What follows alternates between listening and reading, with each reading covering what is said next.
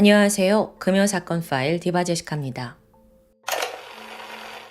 지난 2015년 경상북도 구미시 오태동의 한 원룸에는 당시 24살이던 남성 송씨 그리고 그의 여자친구 8살 연상이던 32살 김씨가 함께 거주하고 있었습니다. 두 사람은 만나서 교제를 시작한 지 얼마 되진 않았어요. 그런데 성향도 맞고 또 대화도 잘 통해서인지 최근부터 막 동거를 시작한 상황이었죠. 그런데 이 송 씨와 김 씨 커플이 만나게 된 계기가 다소 일반적이진 않습니다. 사실 남성 송 씨에게는 27살의 여자친구 조 씨가 있었습니다. 이제는 전 여친인 거죠. 그리고 현재 동거 중인 여자친구 김 씨는요, 사실 전 여자친구 조 씨의 친한 지인이에요. 이거 어떤 상황인지 좀 감이 오시죠? 송 씨와 전 여친이 아직 연인 관계이던 2014년, 여친이 여기 나 아는 친한 언니야 라면서 김 씨를 소개해줬습니다. 이후 셋이서 빠르게 친해졌고 자주 어울리면서 시간 보냈어요. 그런데 얼마 후부터 그 당시의 여친 조 씨가 공무원 시험을 준비하거든요. 자연스럽게 남자친구와 만나는 빈도가 줄게 되면서 결국 두 사람은 이별을 맞게 돼요. 그러다 몇 달 후 그녀는 충격적인 소식을 접했죠.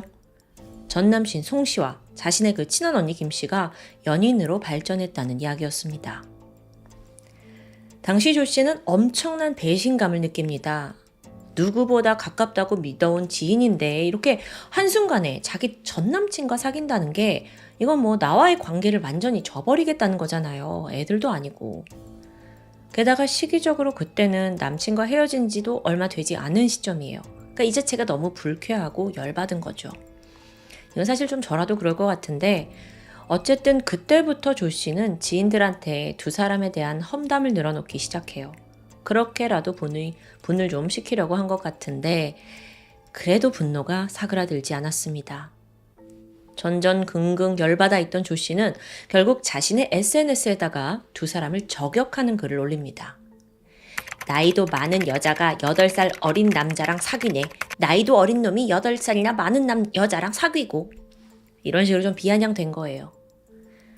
이 게시물은 곧이어 송 씨와 김 씨의 귀에도 들어갔고 두 사람도 나름대로 격분합니다.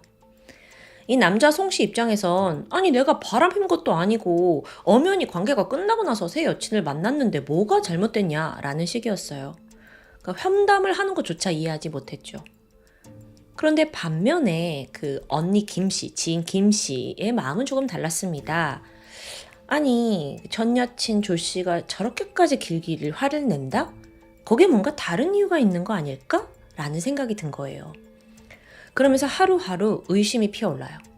혹시 내 남친이 나랑 걔 사이에서 이미 양다리를 걸치고 있던 거 아니야? 관계가 다 안 끝난 사이에서 나를 만난 거 아니야? 그녀는 남자친구에게 이걸 직접 확인하고 싶었습니다. 그래서 가서 말을 하는데 여기에 그 남성 송 씨가 말도 안 된다. 너 왜 그렇게 생각하냐? 라면서 억울함을 토로했죠. 그런데 이쯤 되니까 이 남성 송 씨 입장에서는 전 여친을 이대로 두면 안 되겠다 싶었어요. 현재의 여자친구랑도 사이가 나빠질 수 있고 또 지인들 사이에서도 나만 나쁜 놈이 되니까요. 그래서 마음을 굳게 먹고 송 씨, 김 씨 커플이 조 씨와 3자 대면을 하기로 결심해요. 자기들 집으로 불러서 여태까지 상황 이해시키고 또 여태 뭐 험담하고 SNS에 저격글 올리고 이런 거 사과까지 받을 생각이었습니다. 그렇게 2015년 6월 23일 커플의 콜을 받은 조 씨가 띵동 이들의 집으로 들어섭니다. 와서 문을 열어보니까 뭐 서로 사랑을 한다는 송 씨와 김 씨를 마주하게 된 거죠. 이게 얼마나 껄끄러워요. 한때는 내 남친이었고 한때는 내가 남친에게 소개시켜준 내 친구 지인이었는데요. 당연히 서로에게 좋은 감정이 있을 리 없죠. 그래서 여기서 조 씨는 그 현 여친 김 씨를 보자마자 노골적으로 쏘아붙여요. 언니가 어떻게 나한테 이럴 수 있어? 근데 이걸 듣고 현 여친 김 씨도 지지 않았죠. 내가 뭘 잘못했다고 그래. 너네 둘 사이 끝난 거 아니야? 오늘 다 그러니까 확인하자고. 이렇게 서로 간에 날선 대화가 오고 갔습니다. 대화가 결코 부드럽게 풀리지 않아요. 그냥 감정만 앞세운 그런 막 다툼이 이어지더니 결국 여기서 그 언니라는 김 씨가 갑자기 손을 들더니 조 씨의 뺨을 내려칩니다.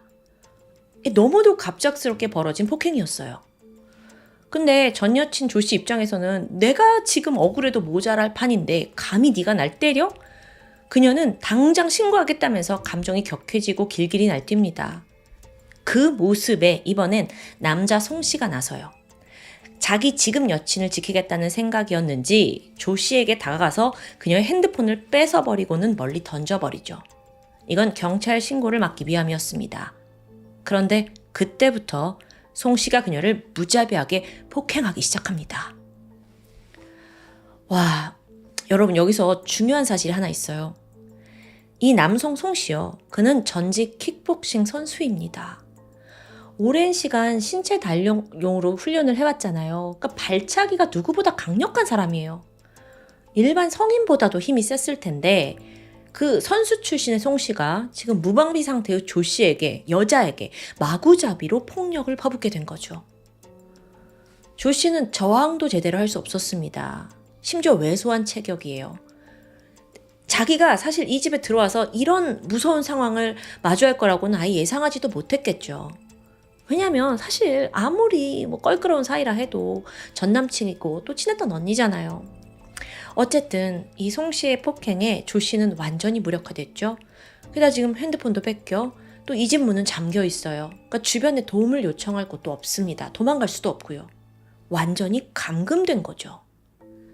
이걸 파악한 조 씨는 폭행에 대한 고통도 고통이지만 내가 여기서 살아서 나갈 수 있을까? 라는 엄청난 심리적인 두려움이 엄습합니다. 한편 이때 남성 송 씨는 완전히 이성을 잃고 있었어요. 그러면서 조 씨의 전신을 난타하기 시작한 거예요.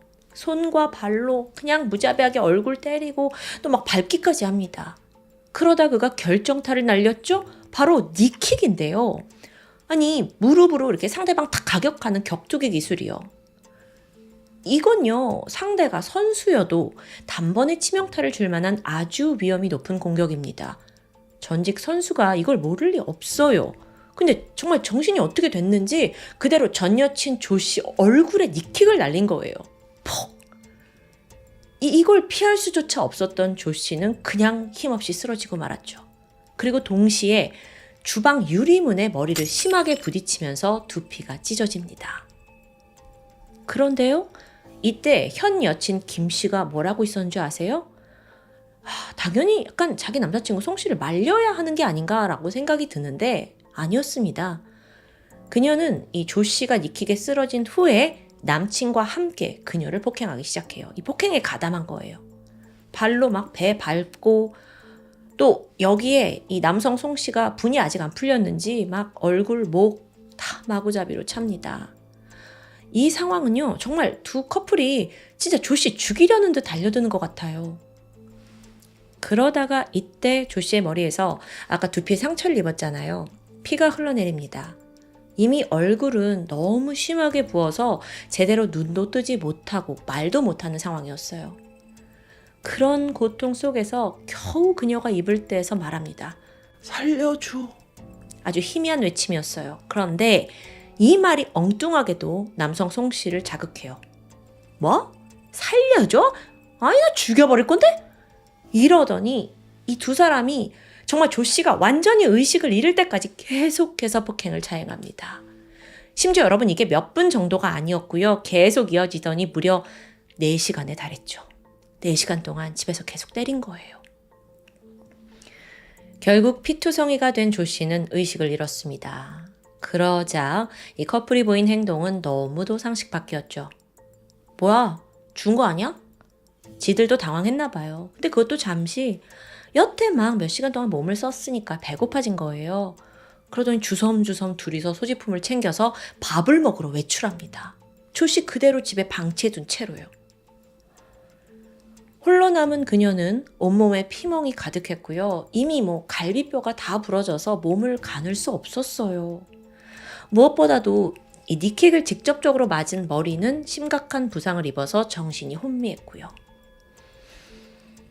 이 참혹한 현장이 세상에 드러나게 된 건 그나마 이웃의 신고 덕분입니다.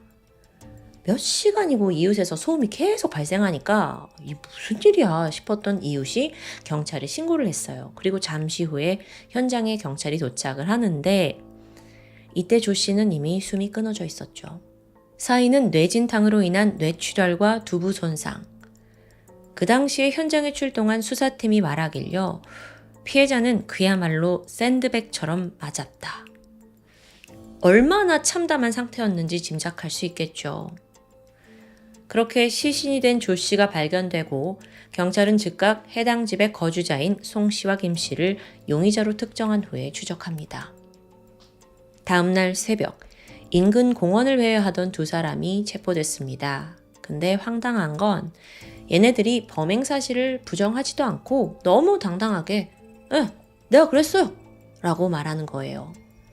전직 운동선수가 자기 여자친구와 합세해서 전 여친을 폭행, 살해한 끔찍한 살인사건.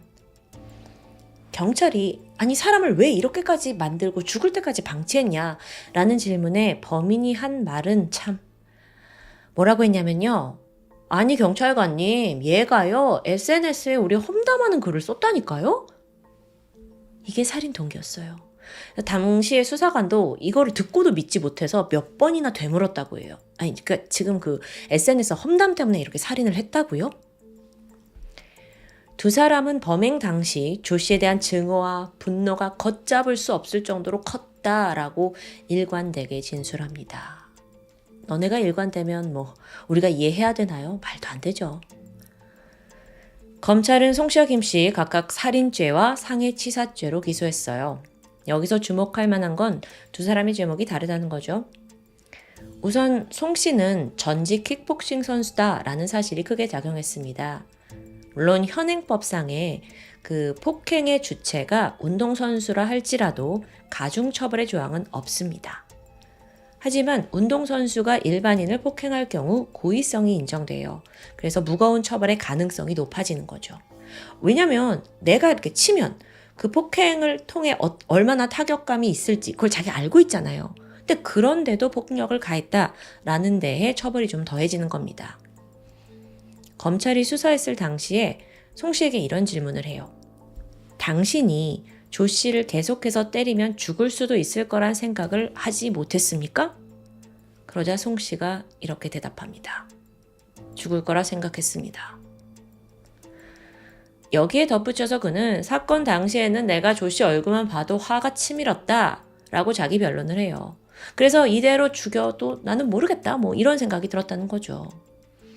어쨌든 이렇게 수월하게 자백을 해준 덕에 검찰은 그를 상해치사죄가 아닌 더 무거운 살인죄로 기소할 수 있었던 겁니다. 반면에 그 여자친구 김 씨의 경우는요. 그녀의 폭행 자체가 조 씨의 생명에 직접적인 위협을 준 게 아니라고 판단이 되면서 상해치사죄가 적용돼요. 그러니까 사람을 때려 죽게 하긴 했지만 죽일 마음까지는 없었다라는 게 인정된 거죠.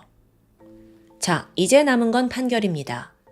검찰 조사 때는 순순히 고의성이 있었다라고 인정을 했잖아요, 송 씨가. 근데 막상 재판정에 서니까 태도가 돌변합니다. 갑자기 진짜 죽을 줄 몰랐습니다 라면서 자기 진술을 번복해요. 그 자기 말 한마디 때문에 형량 차이가 엄청나게 난다는 걸 알게 된 거죠. 하지만 재판부가 다행히 이걸 받아들이지 않습니다. 왜냐면요.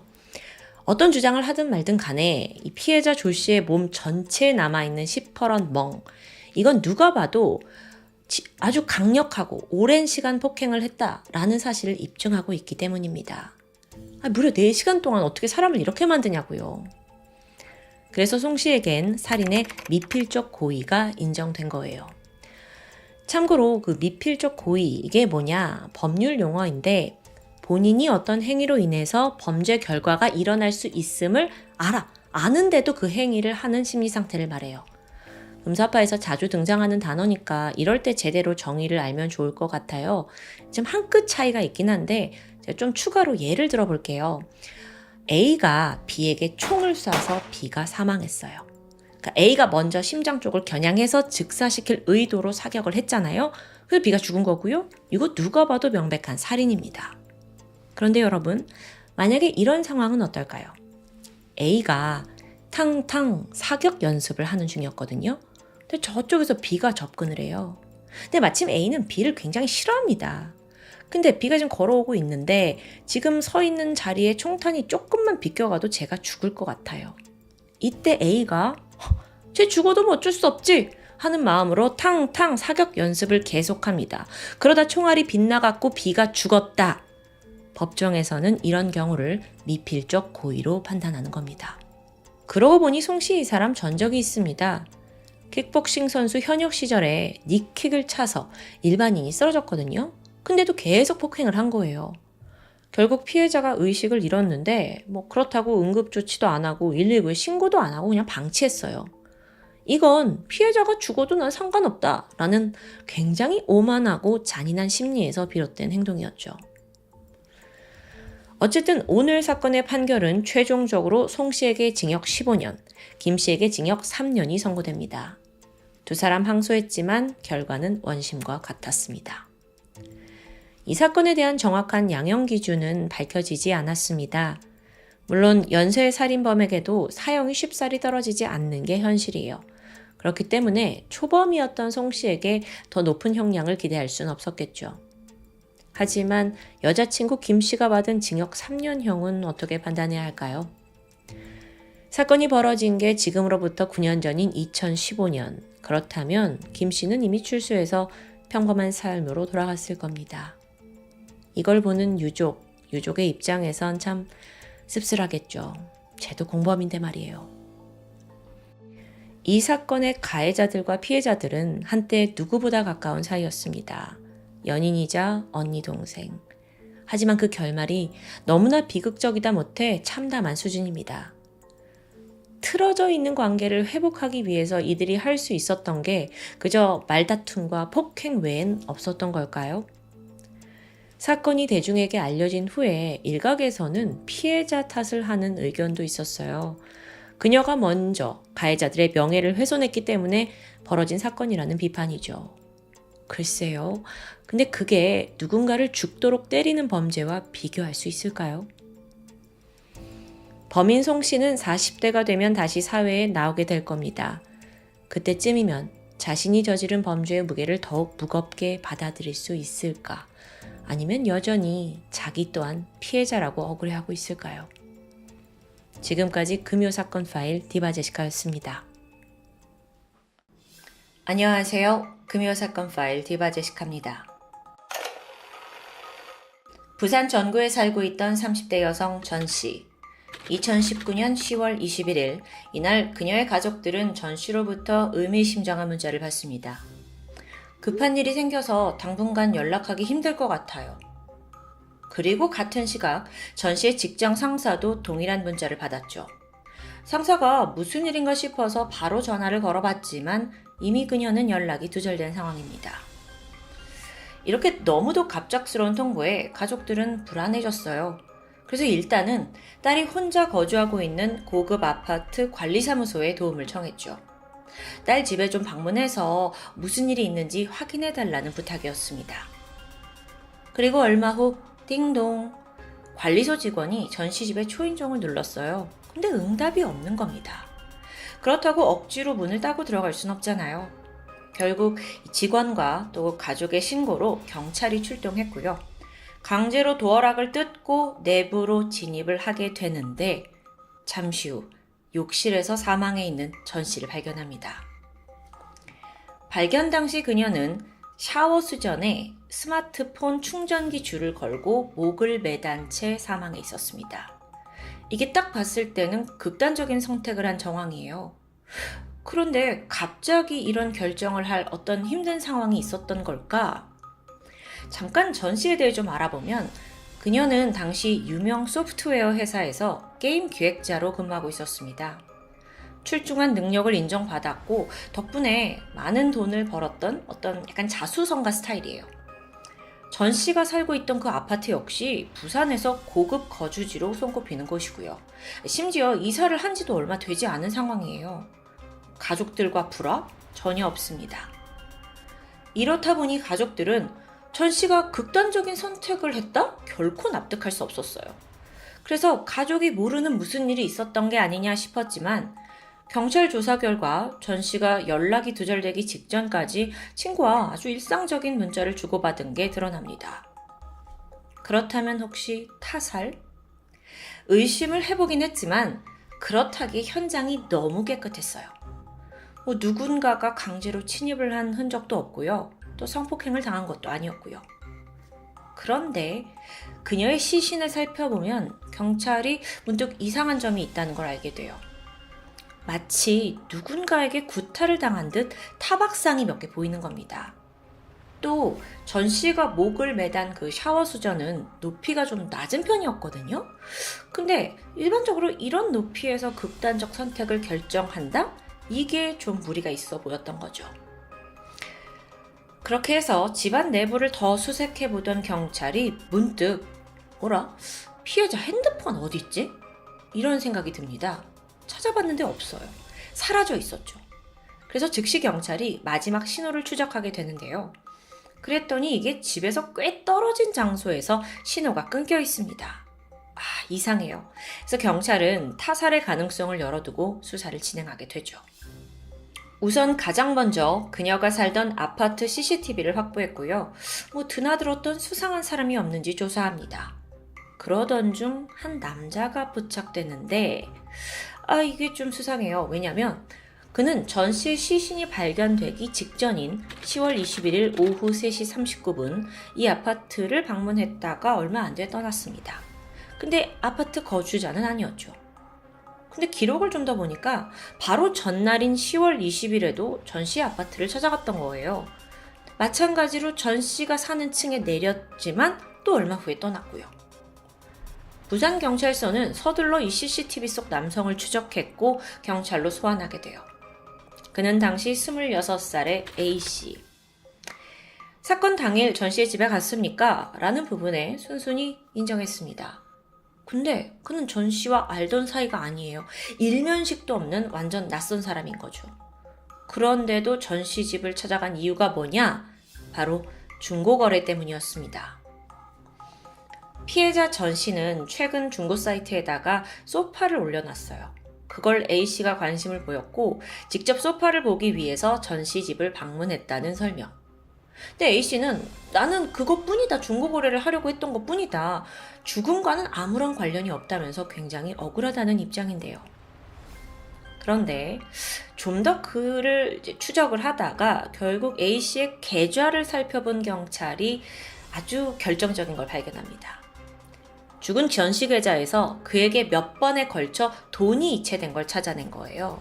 아니 물건을 사는 사람은 지금 이 A씨인데 왜 전 씨가 돈을 보내요? 그래서 이게 어떻게 된 거냐라고 추궁을 하는데 우물쭈물 앞뒤가 맞지 않는 소리만 하고 있죠. 게다가 증언 내내 아주 불안한 기색이 역력했어요.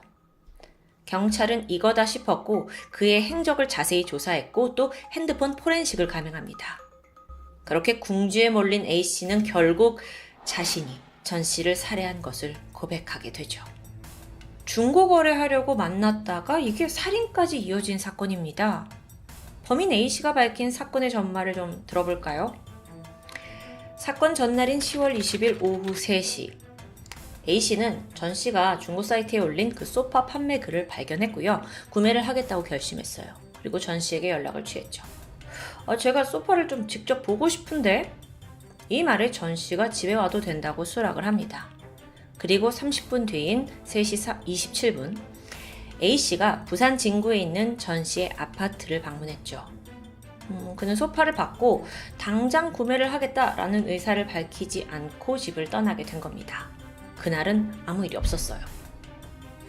그런데 다음 날인 21일 A씨가 제가 이 소파 사이즈를 좀 더 측정해 볼 수 있을까요? 하면서 한 번 더 전 씨의 집에 방문합니다. 그리고 A씨에 따르면 이때 그 집에 들어가서 소파 가격 좀 깎아달라고 묻게 되죠. 근데 여기에 전 씨가 단칼에 거절했다는 거예요. A씨 주장에 따르면 이런 과정에서 전 씨가 뭐 이런 걸 깎으시려고 해요 라고 자신을 무시하는 발언과 욕설을 했다고 말합니다. 그래서 순간적으로 욱하는 마음이 들어서 우발적으로 살해했다는 증언. 과연 이건 사실일까요? 전 씨를 죽인 이후 A씨가 보인 행동. 이건 우발적인 살인과는 거리가 아주 멀어 보입니다. 그는 전 씨가 가지고 있던 핸드폰 가져갔고요. 출입문 카드키 그리고 부동산 매매 계약서를 훔쳐왔어요. 그 다음에 이 핸드폰에 설치되어 있는 은행 앱으로 8번에 걸쳐 약 2,600만 원을 자신의 계좌에 이체합니다. 즉 이 말인 즉슨 그 전에 어떤 방식으로든 비밀번호를 알아낸 거예요. 또 600만 원의 현금도 인출했고요. 한편 A씨의, 이 가해자 A씨의 휴대폰을 포렌식해 본 결과 그의 유튜브 계정에 의미심장한 검색 기록이 남아 있습니다. 한 방에 기절, 한 방에 쓰러뜨리기, 그리고 이런 것과 관련된 영상을 연이어 시청한 기록도 남아 있고요. 자, 그러면 혹시 중고 거래를 빌미로 타겟의 집에 접근해서 그녀를 한 방에 기절시키고 이런 강도짓을 계획한 건 아닐까라는 시나리오가 딱 나오게 되죠. 그럼에도 A씨는 여전히 우발적 살인을 주장합니다. 그러면서 자기가 정신과적인 질환을 오래도록 알아와서 감정 조절이 힘들다 보니 화가 나서 A씨 얼굴을 몇 대 때렸을 뿐이다 라고 주장해요. 여러분, 이 A씨라는 사람에 대해 좀 더 알아보면 사건이 벌어지기 2달 전에 일을 그만뒀어요. 그리고 일정한 수입이나 또 직업이 전혀 없던 상태죠. 그 무렵에 온라인 게임으로 만난 여자친구, 그녀의 집에서 동거를 시작합니다. 근데 수중에 돈이 없으니까 생활고에 시달렸죠. 그러다 결국 사채에 돈을 댔고 점점 빚이 늘어났는데요. 그래서 최근까지도 독촉에 시달리고 있었고요. 그러니까 금전적으로 궁핍한 상황이에요. 근데 여기서 또 흥미로운 사실이 발견돼요. 아니 이런 와중에도 A씨와 그의 여자친구는 분수에도 맞지 않는 사치 생활을 했다는 겁니다. A씨는 하루 30만 원의 사용료를 내면서 외제차를 빌려 탔고요. 아마 렌트한 것 같아요. 그리고 여자친구한테는 명품을 선물하고요. 물론 모든 이 비용은 사채돈에서 빌려서 나온 거예요. 그러니까 빚이 계속 불어나는 것도 당연한 거고요. 빚독촉은 하죠. 돈은 갚아야 하죠. 근데 능력은 없죠. 그래서 생각한 게 강도살인? 경찰은 A씨가 돈을 목적으로 전 씨에게 계획적으로 접근을 했고 살해했다고 확신하고 있었습니다. 자, 그걸 토대로 경찰이 재구성한 사건의 전말을 보면 전 씨가 중고 사이트에 소파를 120만 원에 올렸습니다. 우연히 이걸 본 A씨가 이런 고가의 소파를 소유할 정도라면 분명 돈이 많을 거다라고 판단했어요. 그래서 일단 직거래를 제안하게 되는데요. 판매자가 어느 정도의 재산을 가졌는지 또 가족은 함께 누가 있는지 이런 걸 파악하기 위해서였겠죠. 그렇게 먼저 전 씨의 집을 방문합니다. 와서 보니까 고급 아파트예요. 게다가 젊은 여성이 여기서 혼자 살고 있죠. 그러니까 범행 대상으로 딱이라고 생각했을 가능성이 높은 겁니다. 그는 계획살인을 결심합니다. 그리고 다음날 다시 전화를 걸었죠. 제가 소파를 측정도 하고 좀 가져갈 생각이 있어요 하면서 한 번 더 방문을 요청했고요.